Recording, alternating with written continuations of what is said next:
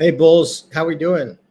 Hope everybody's doing well. This is Chase here with Everbullish, Chase the Sherpa online, everbullish.substack.com portfolio manager. And I am now going to be sharing my screen with you guys. This is huge. There's some urgent trades yesterday, and then we had a rebound in the market today. So what's going on? I'll go ahead and tell you. Here it is. So I've sent this out to all of my professional investors, and we will be heading into the article now. So go to everbullish.substack.com, and I'm giving it to the internet for free as well. That's just how convicted I am, and hopefully you guys will learn a thing or two and follow the recommendations. So let's switch over. Go to this tab. All right. So the big recommendation yesterday, after the huge sell-off in the urgent sell-off, everything except for utilities and machinery. I ended up just saying everything in the message later. But we had the huge down market on Monday, and that was a result of the Japanese market crash overnight. It went down 10%, pretty crazy. And I decided to have all my investors sell out of everything, stick their money in cash, and we're going to wait until the market stables out. We may be losing some convictions today, which I completely understand. This is the video I just made, by the way, which is apparently not including volume. So this is a second recording. But let's get straight to it. You know, customers and friends, this isn't a head fake, urgent, immediate sell-off of everything above. And this goes for professionals, portfolios, as well as the traders that I recommend to. So here's the way it works. This is the rationale for yesterday, and then we'll talk about today and what it means. So here we go. Yeah. So in the event that I'm wrong, even with this sell-off, to go short or buy in cheaper, this thing will last about 3 weeks, in my opinion, or at least the instability of it all. But now with the market being up so much today, and even bond yields declining, and even sectors still not rotating, it's really showing me a lot of things, and I'll explain here. So the big rationale for the trade was the market is completely overvalued as it is, and I don't think that's arguable by anybody. The intervention that went into the market being up happened last year, and that was everybody. The Fed is raising rates, so everybody's getting a little bit. Things are getting a little bit tighter as far as the economy goes because it's going so well.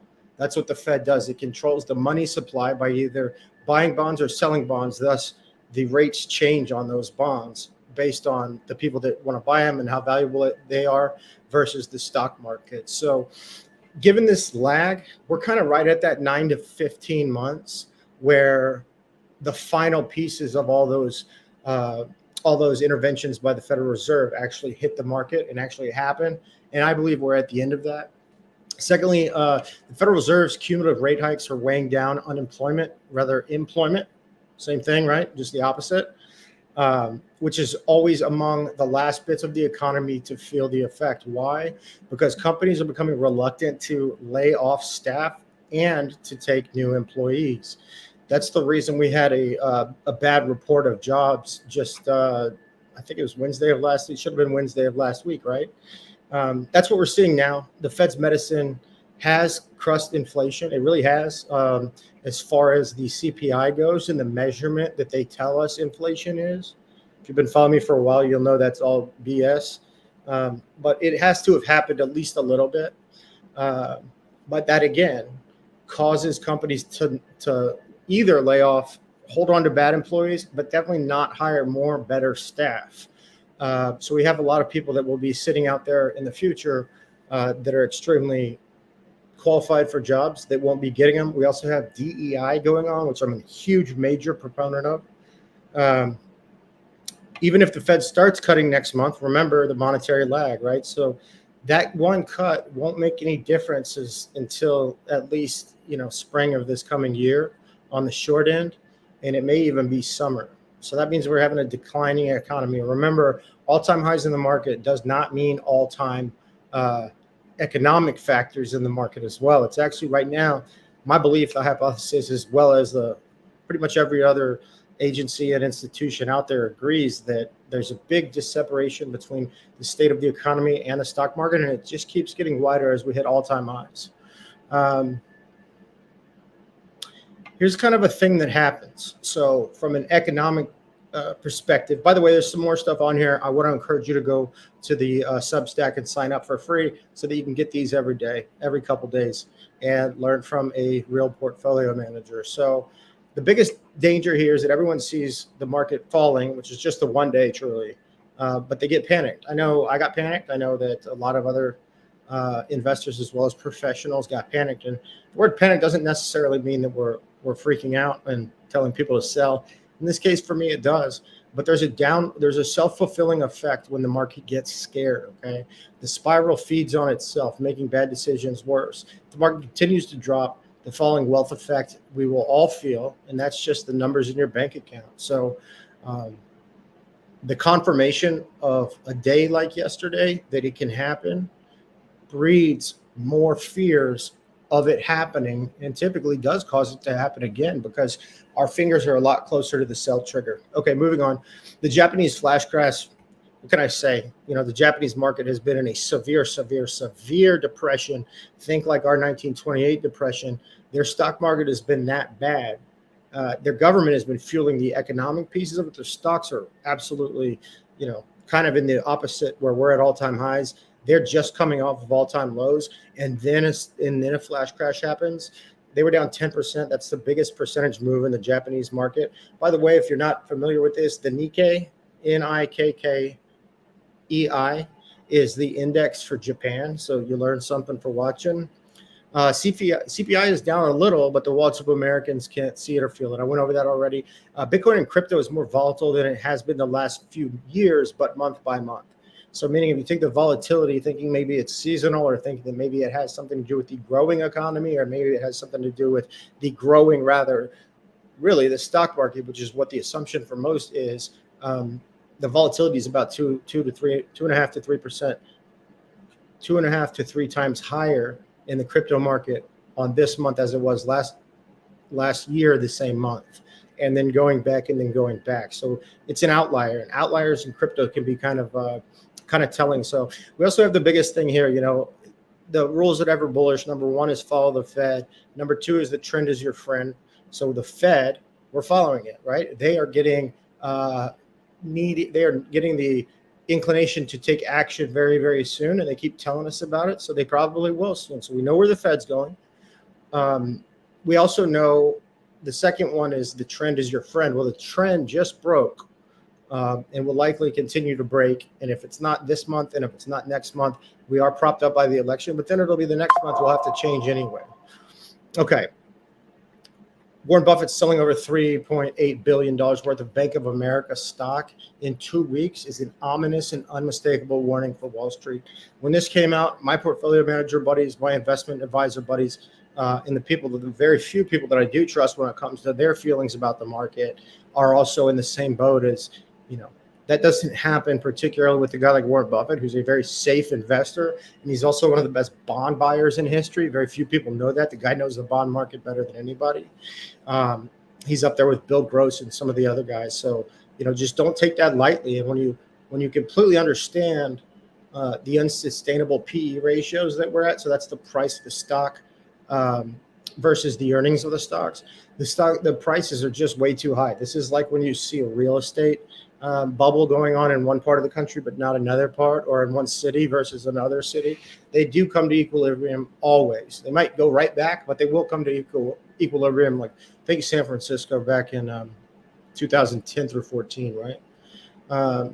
So when you combine the price of these companies being extraordinarily higher each year based on the price that the market buys them at each day, think about NVIDIA.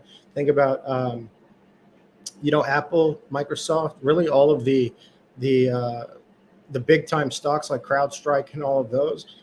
As the dollar weakens, those stocks, especially if they're going higher, it doesn't make sense, right? But then, so we're selling out of everything. We got out. We don't have to worry. Chase is on the case. And then we wake up this morning to see this. Everything's up across the board today. Nothing. Like literally, crypto is up. We talked about a head fake. Did I fall for the head fake? I may have, but I don't think so. And if I did, there's no real danger in sitting in 5% cash. So really, that's the theory. I just wrote this out for you guys so that you'll know what exactly is going through the mind of your portfolio manager if you're following me, or how to be a portfolio manager and really make money for your clients using risk off tactics. So we switched to risk off. That's what selling everything is. And I don't know if it'll actually even be three weeks to a month now, but I know it's not this week, and it's likely not going to be next. Institutional trading Wednesday is tomorrow. If Wednesday's up tomorrow, it'll likely be a little bit sooner that we buy back in. But now we can buy knowing the direction and where the solid ground and the stability of the market is. So I could actually be wrong here, and it wouldn't be the first time. However, it's undoubtedly safer, while there's objective that the market has more risk in it this and next week based on what has recently happened. So, like, you know, the more the more recent things affect the risk of the market. For that amount of time is typically how long they last. But thinking like a portfolio manager, I'm happier with my clients sitting in money, cash money, and it being in safe cash accounts, making 5%. So 4.99% is what F cash, or the cash piece of your brokerage account or 401k, are going to be setting into when you sell something. So you go, I'm done playing the market. I'm going to sit here at a 5% annualized rate, and it's safe, and most of them are FDIC insured, and yada, yada, yada, yada, yada, yada. And in 2 more days, because we sold on Monday, you'll be able to buy anything you want without any type of repercussions. So we just put it in cash. We're saying reset. It's kind of like when a relationship gets bad, right? We just kind of go, oh, I don't know if this is going to last anymore. I may start needing to take precautions, right? This relationship is getting bad, and it's the crazy boyfriend or the crazy girlfriend that's really kind of making us question everything in the market. That'll be fixed soon. We'll know one way or another. But for now, after bouncing off all-time highs, there's been 400 all-time highs met in both the S&P 500 and the NASDAQ in the last 3.5 years. I think we're all getting very used to that. And the warning signs are out there, particularly with the dollar dropping, causing, by the way, which is what I believe is causing the oil prices to be dropping a little bit. And then, look, if Donald Trump gets elected, there's a likelihood that we're going to have tariffs. Tariffs cause more inflation. It's a fact. A 10% tariff was put into place back in 1926. And then in 1928, the stock market crash happened, right? The biggest one ever, the one we don't want to happen ever. So who knows if that's going to work out? I don't think it will, because it'll just cripple the economy too much. It's maybe just big talk. But if that happens, for sure, and then if Democrats get elected, there's going to be a lot more spending on social services. There's going to be a lot less commerce, typically, internationally. And let's pretty much expect, sorry about that, pretty much expect the fact that there would be an absolute rise on the cost of things, in particular taxes, right? So we're going to have higher taxes with Democrats most likely, and we're going to have tariffs with Republicans. So kind of sketchy, right? The same thing is pulling up the market right now. It's the fact that this is an election year that the stock market has been mostly stable the second half. But also there's a ton of investors out there with negative returns right now from June and July to now. Is really flat at almost every stock you can buy. So that's what we have going on. I'm going to use the word FUCKERY from foreign governments. So we're bouncing off all-time highs. And most of it is coming from what's going on with foreign governments. I don't like that. It's not a a racial thing. What's the word for that? Either way, it's not really having to do with what government it is, but when they're coming from the East, there is a culture involved in their governments when it comes, think about China, where it is not lying if it hurts an American company. So they can just lie about what the name of, what the price is, what the earnings, what the regulation value, and really anything that they want about making sales to the United States. Throw a tariff on top of that, and I'm terrified. So the rest of this week, we're going to really expect a couple things we want to see here. With institutional Wednesday, if we're up, that means that it may be quicker that we get back into cash. No decisions will be made. Absolutely no decisions will be made for long-term investors or my portfolio holders until next week. And I'd really like it to be Friday of next week. And if we're down, we've made the right decision. And if we're not, we're still making money while the market is figuring itself out. So that's what we're going on here. I have a thing about that, the institutional nonsense, we'll say the F word, but the nonsense in institutional markets. Listen to this. This should boil the skin of every investor in the entire world. This is crazy. Maybe not if you're invested in their funds, but it should still hurt you as a person that they're doing this.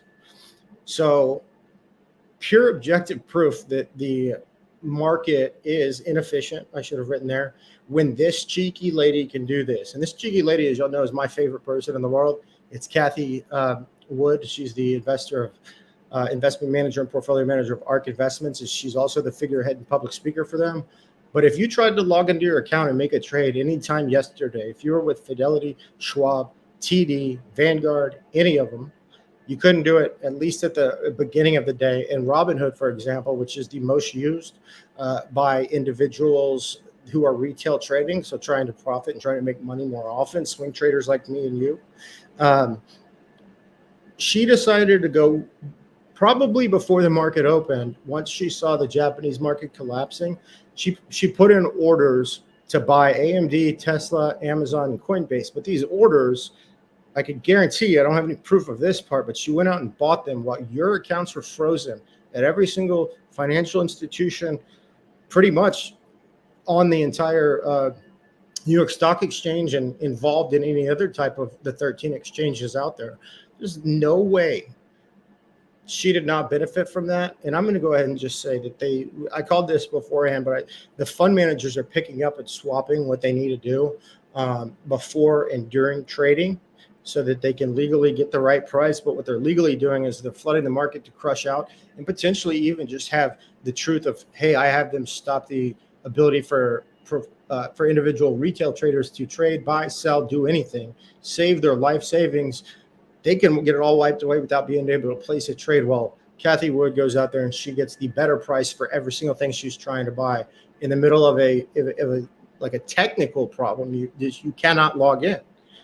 That's absurd. If anything, that should explain to you the value of having a professional on your side, and basically using exactly the newsletter investing strategy, because we're not beholden to anybody else.